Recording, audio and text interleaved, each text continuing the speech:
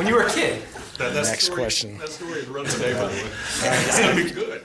I'm sure Matt will send it to me. Very good. When it comes to Mike Gesicki and his transition to NFL blocking and route running, how is it going? Route running has been good. He's made a lot of strides in the blocking. You know, I think yesterday especially, it was very noticeable. Some of the techniques that they've been working on have really been improving, and just kind of seeing how much pride he's trying to, you know, he's taking in it and trying to do everything right. You know, that's all you can ask for, and he's really been working on it, and he wants to be the guy that can be effective in it. What's the key to improving throughout the course of the season? That's what kind of your key was in 16. What is the key to doing that? Keep working on fundamentals. I mean, that's why we spend a lot of time on the individual. You know, I mean, I don't even know how much time I felt like we were longer this week. We extended the time a little bit. I know a lot of the coaches were excited about that. Probably the players not so much, just because it's a good amount. I mean, they don't stop. I mean, it's nonstop. So, but it's good work for us, and it translates over to games. Did you have a sense in 16 that you're about to go on a run? Probably did. Like I remember the first game, I felt good about the week of practice. But, I mean, you never can predict how many games you can win in a row and things like that. I mean, because you're so focused on one. And then you kind of forget that you won the week before. So you just, I mean, everything's so just compartmentalized. I mean, you don't worry about how many you win in a row. You're just trying to get that 1 week. And I guess we have a logical question. What gives you encouragement that your best football is ahead of you? Because I watch these guys practice every day. You know, I watch these guys try to get better and try to do it right. You know, it's last 2 days, the guys have been great energy and work hard. And, you know, when we go out on Wednesdays, it's not like it's 65 degrees and cloud cover. I mean, you're going to get tested, you know, just from being down here, which is great for us because it weeds people out real fast. With this offense, in terms of the receivers, and there's tons of speed, but not that much size right now without Devontae Parker. What is the best way to get them open in press coverage? Well, a lot of times those guys are doing a good job. We just got to make sure that we protect or we get the ball out on time and give those guys opportunities to run after catch. I mean, Jakeem's done a great job as far as being one guy that's always creating separation at the line of scrimmage. I mean, he is a very tough guy for DBs to get their hands on. You know, Albert's a little different as far as the way he runs some of his routes because he's stronger and a little thicker to where he can power through some stuff. And then Kenny, you know, a lot of times his is just straight. You know, once he gets those first 2 steps and he gets clean of a DB, he's going to win. So, I mean, are there times where we need to take some better releases or do something different? Yeah. But I think for the majority of the time, we are shaking free. It's just we gotta be a little bit on the same page, a little more between front, quarterback, receivers, everybody. We need to have success at the same time. Is the timing of these passing plays being thrown off by the press? No. And I'm looking at Raekwon throughout the season, especially earlier. It seemed like he could get to the hole, but once a guy got his hands on him, that was kind of it. Is that accurate? And if so, how does a guy get better at breaking free when a guy gets his hands on you? I think what he's doing right now is the way that he wants to play, where he's striking first instead of waiting for that guy to get his hands. I mean, that's what happens. I mean, the linebackers are smaller than the O-linemen. So, I mean, they get their hands on you. That's science just tells you you're probably not going to be in good shape.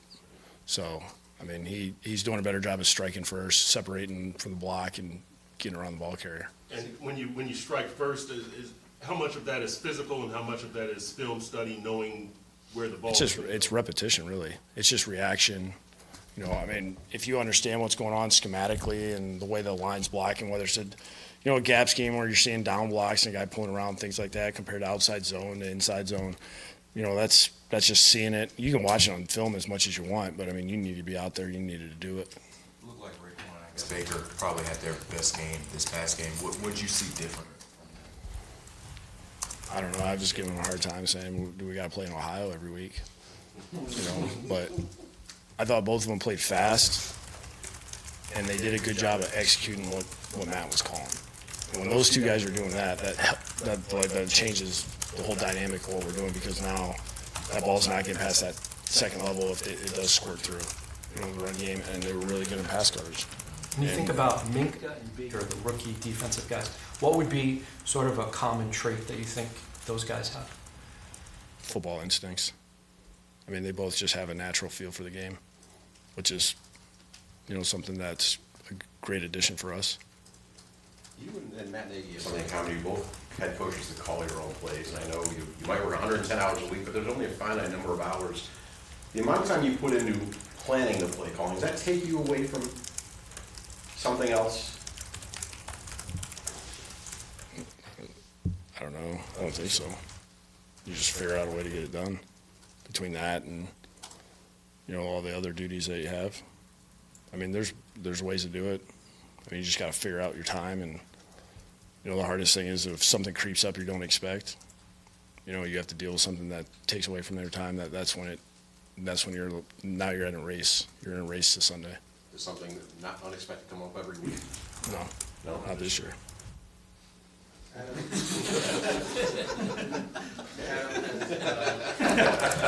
Does Kenyon Drake have a higher rate of runs that lose yardage, and does that than other guys, or than your other guys, and has that? You're on And that that track. has- Armando on the podcast. And has that affected how you consider using him? I think it's probably been some games. Every game's been different.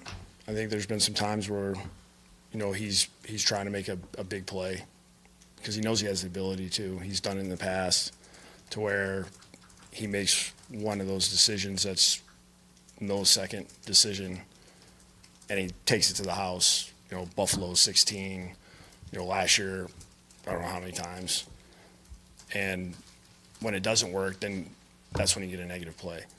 And, really for us, we're always really talking to him about stay with it, especially early, kind of get in the flow of the game before you want to react like that. And it's hard to get a guy to do that all the time because he's going to go off of instincts. I mean, that's what makes him who he is just going off of this is what it feels like, and he goes and does it. And, he did a really good job last week, I thought, as far as helping us stay on track. There was a couple times where he tried to bounce it or do something that really wasn't designed for the play, and we got 0 yards or -1.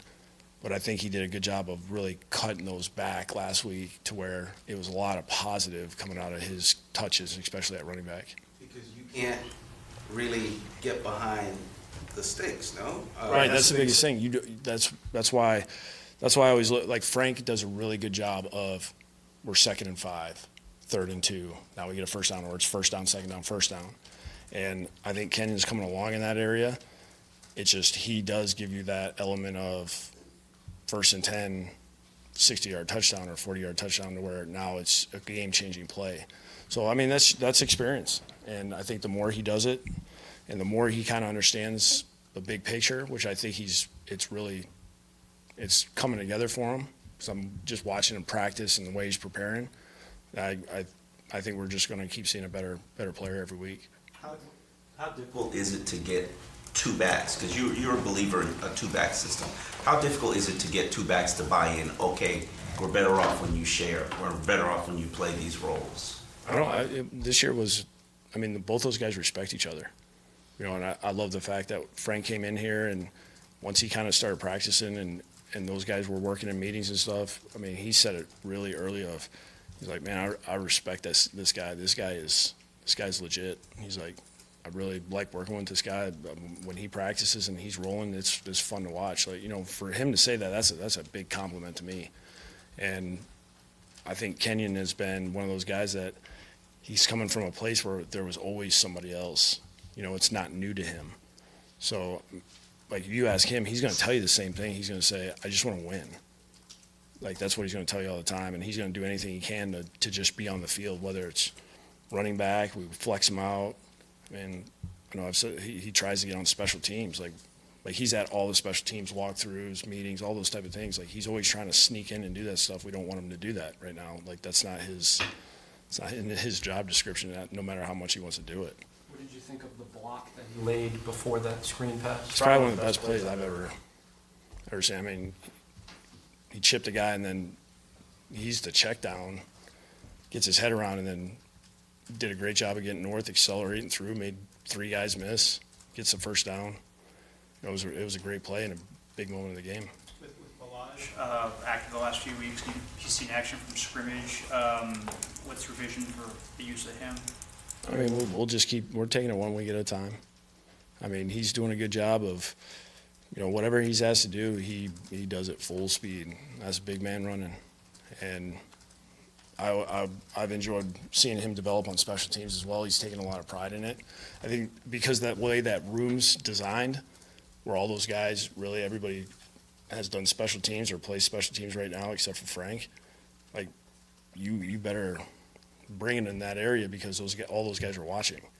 And he's done a good job of impressing both Rizzy and Move as far as with what he can bring to special teams. And he's done a really good job of, if we had to play him, he knows what to do. And he plays fast. What do you say to defense who may feel like their performance was kind of wasted, last week? I don't have to say anything to them. I mean, they know they did a good job of what we asked them to do with who was healthy, and I thought the defensive staff put together a really good plan. We're just going to keep building off of that and hopefully keep getting healthy. And we just need to do a better job on offense and not turn the ball over. What's the thought process with Charles Harris at defensive tackle or when he goes inside? Is it just to use his speed to? His speed causes problems like when guards and centers they like the slower moving guys. When you start putting all some speed guys out there and then they start doing all their games and stuff like that, it's just hard to track guys and pass things off. And I mean, we see it every week to where they're defensive line coach like to test to see how well you're working on things in practice. Some things about Vic that can help you out. It doesn't matter what I know because Vic's going to have a good plan. He's tough. He's very tough to go against, and he's extremely smart. And he's seen a lot of football.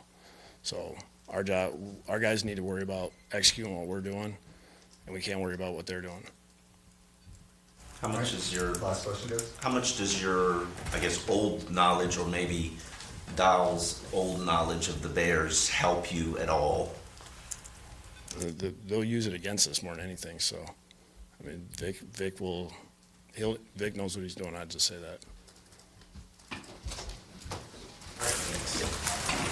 Moving